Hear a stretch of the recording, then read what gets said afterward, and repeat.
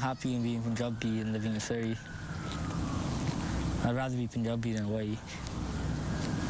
If we lived in like a white city, we'd be like considered thieves and stuff, right? But over here, like everybody, all the stores are like Punjabi people, and they just like say we're not thieves and stuff. They just like treat us normal. And yeah, there's lots of power living in Surrey and being Punjabi.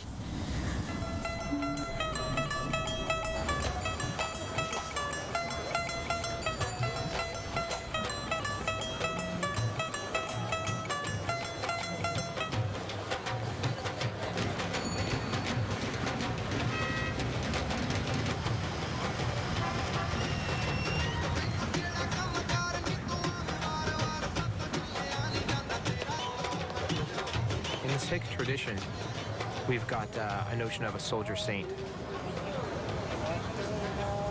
The soldier saint is one who is obliged to fight in the service of humanity. It has profound meaning in my life and got me to think about the nature of life, how we live, and what type of a life I want to live.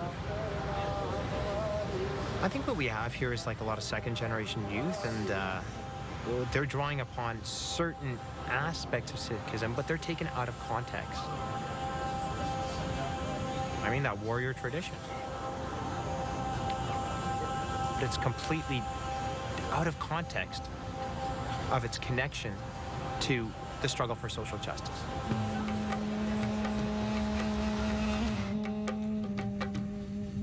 Did you go to Vaisakhi? Yeah, it's cool. Yeah, what did you like about it?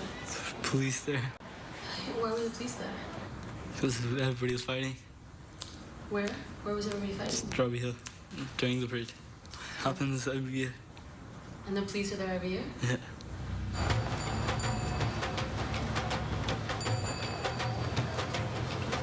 You live with your cousins now? Yeah, I got kicked out like a couple days ago. Really? Yeah. Why did you get kicked out? I don't know, just for coming home late at night and disturbing everyone and stuff. They know I'm like corrupt and stuff, so they're like, as you get older, you get better, you start to realize and stuff. You start to realize what? I don't know, that he's bad, doing bad things. My uncle's son was just like me when he was my age. Went to the same school and stuff. So he knows what I'm trying to get, probably. Tanvir comes and leaves. It is extremely important to keep the doors open, no matter what messages he might be even sending, no matter how much time goes by, but just to keep that door open for somebody like him. It was like a movie, right? It's something that you only see in movies. My mama, Gary Sidhu, he was a school teacher, and he was murdered. I was right behind the shooters. When Gary ran for it, they ran after Gary and they were shooting at him, and I was right behind him watching him shoot him, and then they jumped into the van and took off. Now I don't really care about anything. It's just whatever. Have you ever been hurt? I got stabbed and stuff. I got lucky and didn't go too far in. I got machete in the head. He's got head wounds everywhere. And I got baton right here last week. Battle wounds. Yeah. That one didn't hurt. That one didn't hurt though. A baton to the head didn't hurt? I was kind of hammered.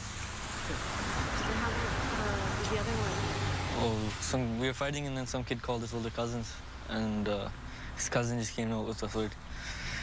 We were cleaning one of those huge cuts on his head in the first aid room when he came to school.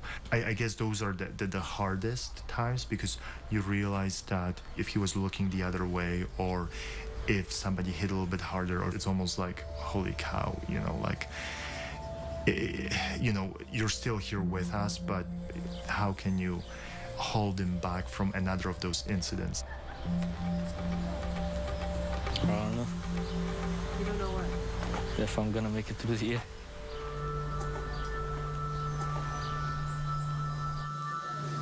I didn't really tell my parents every time I got into a fight, but when he was younger, my dad wouldn't care too much because he's like, kids fight, right? But then my parents kind of got concerned when Like, I didn't stop. Like, when I got older and I'm still fighting, and when fights escalated, like when they got too far, when people were actually hospitalized and stuff, and cops came and checked up on you, and that's when my parents started getting involved. Like, when you look back and you look back at all the things you did, it kind of looks all stupid. That why there's kind of no point of fighting. Why did you fight? And I think you end up beating a kid up for no reason. So.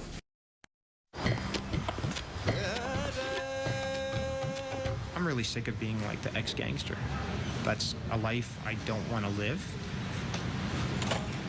To tell you the truth, on a personal level, I really struggled with sort of coming out and exposing my past. It's hard. This is friggin' hard, man. The notion that people are pressured into joining a gang, I don't know. I personally don't buy it, okay? I'm gonna give you guys the straight goods. I don't bullshit, right? So I looked for it, I chased it, I went after it. It's like a lot of the organized crime groups would get us to do things, like to do the dirty work for them. So like say, you know, certain triad group runs like an underground casino. They lend a certain amount of money out through their loan shark, right? That money isn't paid back like as a gambling debt. All of a sudden we get a phone call. We'd show up at 6 in the morning, you know, kick down their door, right? Break their nose and get their money, right? Serious stuff. And bit by bit by bit, I thought I was in control. All of a sudden life started sort of spinning out of control. We started out doing petty. My mom, she was a lawyer in India, right? And she came here, she did all sorts of grunt labor work, you know what I mean? She worked hard. She put up with a lot of abuse, domestic violence, you know what I mean? And tried her best, you know what I mean? And yeah, and she just looked at us and she just, that's how you repay me. So hit me pretty hard, yeah. So I had some time to think about it over the next year. I did my first year in prison when I turned 18. They're asking for 14 years in prison for me. I was 18 years old. I was your guys' age.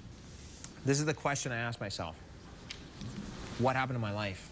I'd spend the next 10 years trying to figure that out. Now I'm an ex-convict. I'm a grade 10 dropout. I've never had a job in my life. And I don't know how to operate outside of the world of gangs. Pretty shitty place to be in. Within 7 or 8 months of getting out of prison, I was right back into it. And this time it was bigger, badder than ever.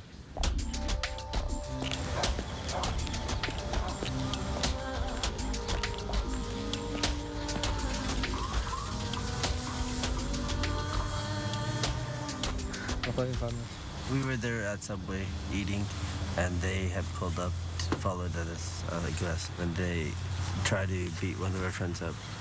This happened quite a bit. Got bear missed.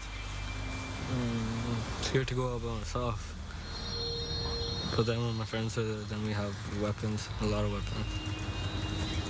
Bats, and knives, and machetes, and bear mace.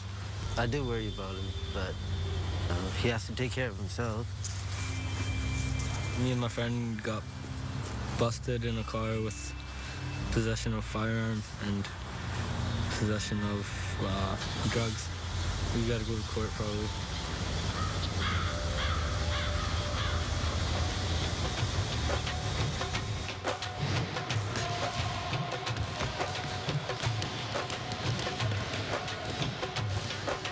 This is a BC's. You're gonna upset the number 5 team right here. All right, let's go.